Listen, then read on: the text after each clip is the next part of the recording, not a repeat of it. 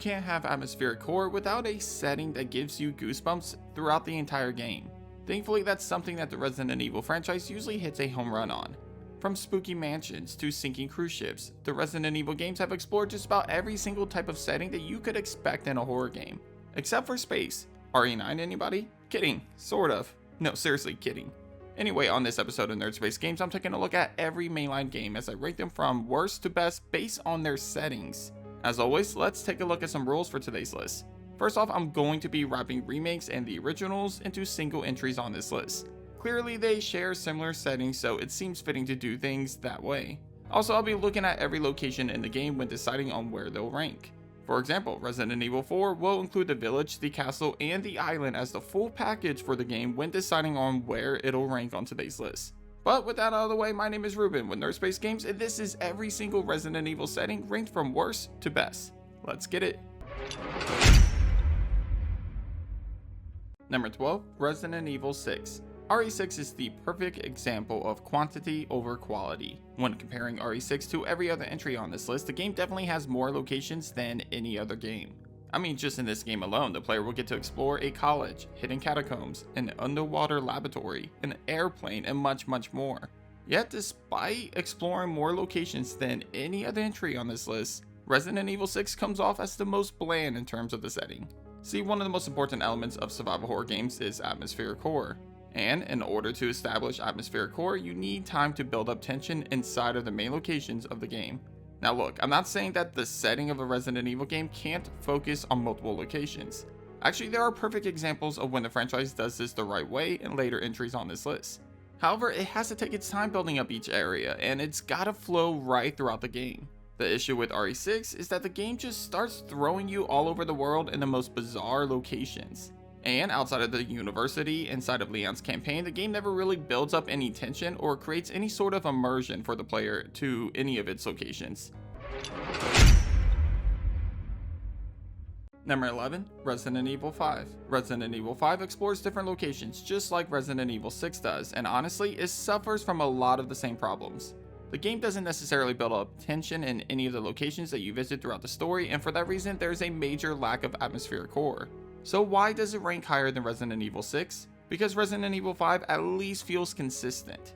The game explores different areas within a small village in Africa, and it explores swamplands, savannas, and even hidden temples that all, in a way, connect to the setting as a whole. It flows much better than just jumping around to multiple locations all around the world like Resident Evil 6 does. Don't get me wrong, the setting of Resident Evil 5 is far from perfect, and it has its own share of issues. But at the very least, it's more fun to explore than the locations seen in Resident Evil 6. And honestly, fighting in a volcano against Albert Wesker and the Lost in Nightmares DLC does give it some brownie points, so there's that too. Number 10, Resident Evil Revelations 2. The first entry on today's list that actually features a scary atmosphere is Revelations 2. While RE5 and RE6 explores more landscapes throughout their stories, Revelations 2 instead takes place on a single island throughout the entire game. Still, that doesn't mean that the game doesn't feature unique and different areas that stand out from each other. This island is actually under Alex Wesker's control, in which she performs experiments on the victims brought here in order to find the key to her immortality. In this location, you'll find abandoned homes, old factories, prison cells, and much more. However, the problem with Revelations 2 is that it kind of explores things that we've already seen multiple times in the series. That's the problem when you are looking at a franchise that has about 30 something games in the series. Secluded Island with facilities, laboratories, and prison cells literally screams Resident Evil 4 and Code Veronica. Yet what's even worse is that both of those games did it better in just about every single way. The only thing really going for the setting of Revelations 2 is the fact that the main theme of the game plays on controlling your fear. While that's not a mechanic in the game itself, the characters must control their own fear or they'll mutate into the very same monsters that they are fighting against. A lot of the settings of the game feel similar to each other, and honestly, it gets a bit repetitive. Overall, while not necessarily a bad setting for a Resident Evil game, it doesn't even come close to competing with most of the mainline games of the franchise. Number 9, Resident Evil 0. One of the most underrated and overly hated games of the franchise is RE0. Personally, I love this game. Obviously, it has its fair share of flaws with some of the most annoying enemies and no item box, but it's still a fun Resident Evil game that I think is worth playing. It also does something that you haven't seen fully explored in a Resident Evil game before. Part of that game explores a moving train. While you could argue that Resident Evil 6 had a train in it, RE0 actually used it in the best way possible by creating an environment with close quarters, which basically made those slow walking zombies much more dangerous than we're used to. Unfortunately, this section only took up about 30 to 45 minutes of the game, as the player will mostly find themselves inside of Umbrella's training facility and a water treatment plant. Sadly, these other two locations in the game really bring Resident Evil 0 down and stop it from reaching its full potential. Personally, I would have rather the game skip one of the later locations and instead added a section in which the Bravo team is exploring the forest around the Spencer Mansion. This is something that has yet to be explored in a Resident Evil game, despite it being the perfect area for a survival horror game. Still, the training facility and the water treatment plant were not completely awful.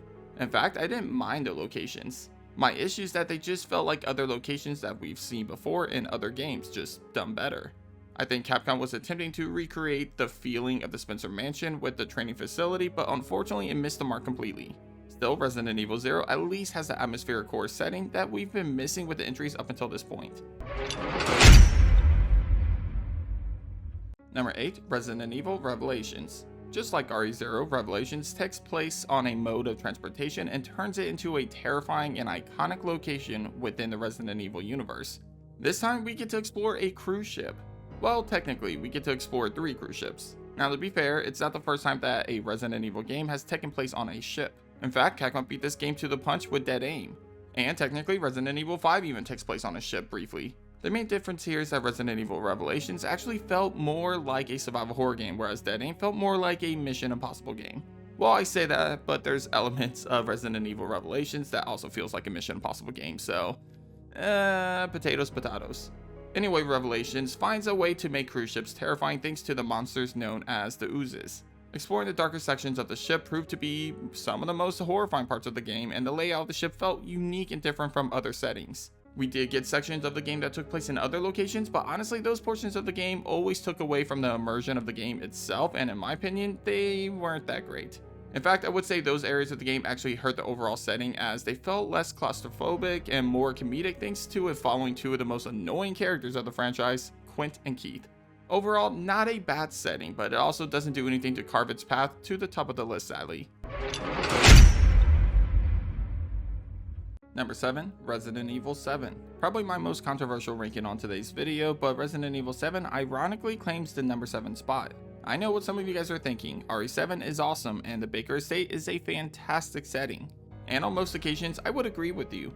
But I'm trying my best to find a balance of scariest locations, iconic locations, and the most diverse locations of the franchise. And when pulling all of that together, I find myself putting Resident Evil 7 right here at number 7. For this game, the most iconic location is clearly the Baker Ranch. Here we get to explore the main house, the old house, a greenhouse, and a barn. On top of that, we also find ourselves inside of some underground mines, as well as on another ship.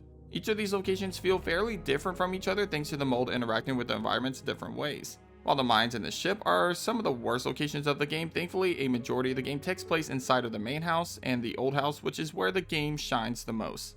The main house takes some inspiration from mansions and houses seen in other horror games, to the point where the main hall feels a bit similar to the Spencer Mansion. Sort of, I'm kinda stretching there. The old house, on the other hand, has some of the coolest aesthetics to it, as it has insects and bugs crawling all around it, making it one of the creepiest locations of the game. Overall, Resident Evil 7 has one of the scariest looking environments of the franchise, but it still suffers from some of the uniqueness seen in other entries above it on this list. Number 6, Resident Evil Code Veronica.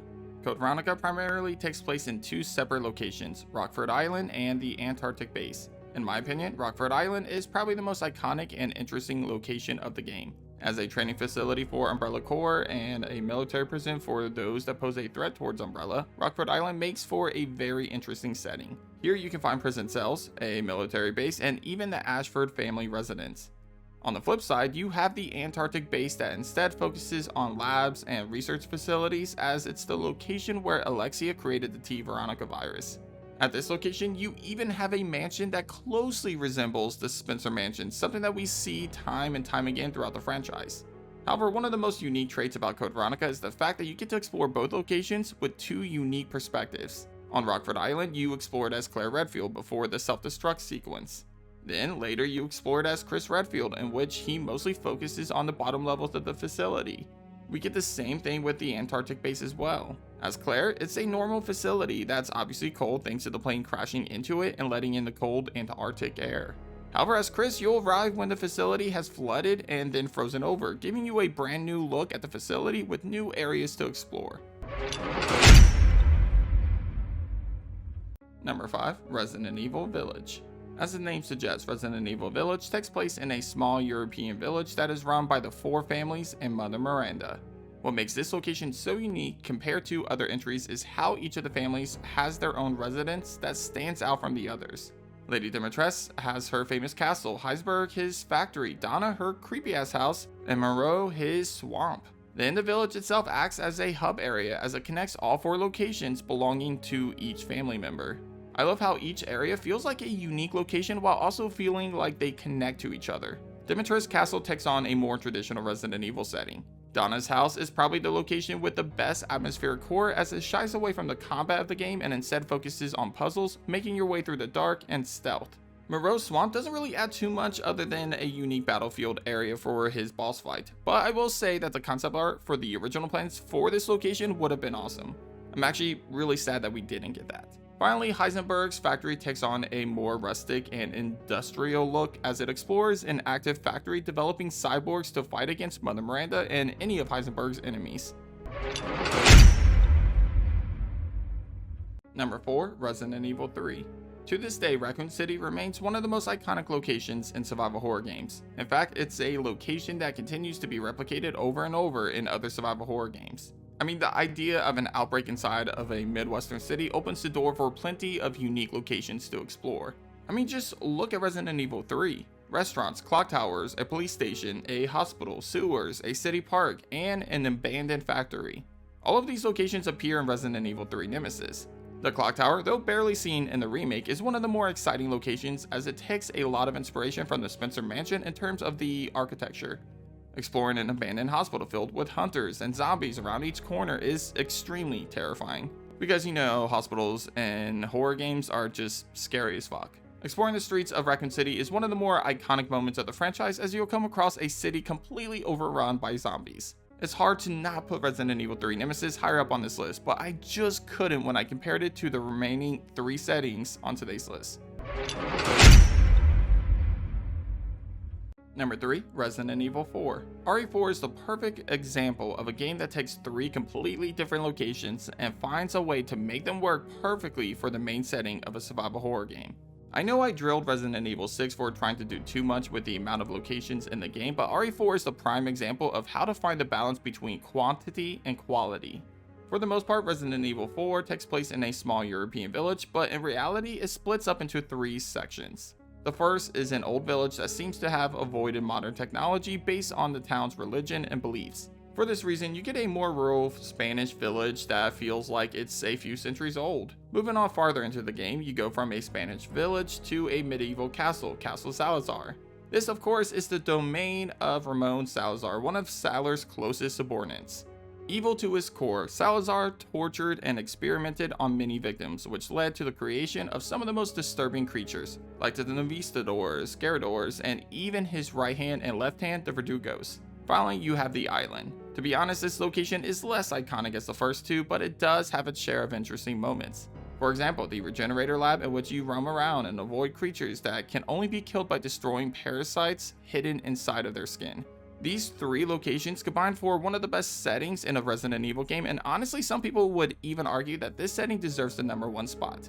Not me, because I like 2 other options better. Number 2. Resident Evil 2. Honestly, I go back and forth about which game deserves the title for best setting of the Resident Evil franchise, and I'll admit I could see myself changing my mind literally tomorrow. That's how close these next 2 entries are, but for today, I'm going with Resident Evil 2 as the second best setting of the franchise. Just like RE3, Resident Evil 2 takes place in Raccoon City, but this time it follows Leon and Claire as they must battle the undead and escape the city before it's too late. While not as massive as Resident Evil 3, RE2 explores the streets of Raccoon City. However, a majority of the game takes place in 3 segments: the RPD station, the sewers, and Nest, Umbrella's secret laboratory under Raccoon City. Obviously, the most iconic and easily the best location of the game is the RPD station. This police station was once an art museum, hence all of the weird statues, paintings, and architecture scattered throughout the station. This also plays a part in why there are so many damn puzzles inside of this police station. In the end, this museum turned police station makes it the perfect setting for a survival horror game. The sewers, while a relatively small part of the game, also has its share of creatures that'll keep you on your toes. In the original game, you'll have to fight against a giant alligator as Claire and or Leon, depending on the situation. Not gonna dive too much into that right now. In the remake, however, the sewers have been expanded to the point where this section of the game feels a bit more terrifying than the original. That's primarily thanks to the G adults being regular enemies instead of a boss this time around. These creatures roam around the sewers, hiding themselves inside of the sewer water before attacking you when you get close. Finally, you have Ness. This location is still my favorite laboratory within the Resident Evil franchise. And that's saying a lot considering the fact that almost every single game of the franchise has a laboratory of some sort. All three of these locations play a major part as to why Resident Evil 2 claims the number 2 spot for best setting of the RE franchise. Before we get to the number 1 entry, if you haven't already, please consider hitting that subscribe button. I started mentioning this last week, but most of the viewers watching this video right now are not subscribed to the channel. With that being said, we have improved by 2%. Now we are at 21% of you guys that are subscribed to the channel if you're watching this video right now.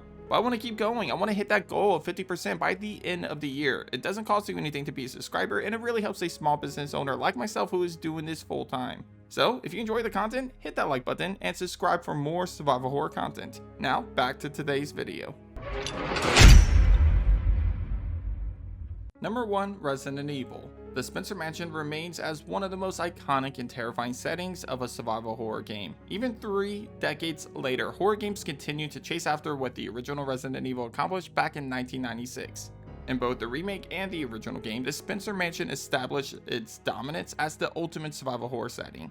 While a simple mansion might seem like an odd choice to claim the number 1 spot, it's everything inside and outside of this mansion that really helps elevate it to the number 1 spot. I mean, even the moment of running up to the mansion and walking through the doors for the first time sends a chill down our spines immediately. Then hearing the iconic main hall theme as the main characters of the game find themselves entering what they believe to be a safe haven from the monsters outside. Little do they know, unspeakable horrors await them around each corner. I honestly can't keep count of how many iconic rooms there are inside of this mansion. I mean, just to name a few, you have the dining room, the hallway where we find Kenneth, the attic, the library, the Jill sandwich room, the keeper's diary room, and so many more. And that's just inside of the mansion itself. In Resident Evil, however, the player gets to explore exterior parts of the mansion and underneath it as well.